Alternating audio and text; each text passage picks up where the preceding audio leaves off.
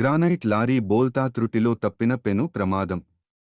మహబూబాబాద్ జిల్లా తొర్రూరు పట్టణ కేంద్రంలో బస్టాండ్ వద్ద సుమారుగా ఉదయం 3:30 గ్రానైట్ లారీ బోల్తాపడటంతో తెల్లవారుజాము కావటం వలన పెను ప్రమాదం తప్పింది. అదే ఉదయం 6 గంటల తరువాత అయితే నిత్యం జనాలు రద్దీగా ఉండే ప్రదేశం అది. ప్రజలు ఈ ఘోర ప్రమాదం చూసి ఉలిక్కిపడ్డారు. రోడ్డుకు అడ్డంగా గ్రానైట్ రాళ్లు పడటం వలన ట్రాఫిక్కు తీవ్ర అంతరాయం జరిగింది.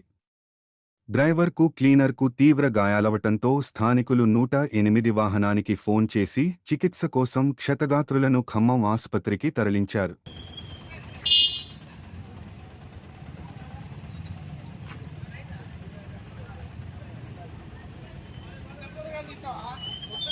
నాలుగు గంటలకే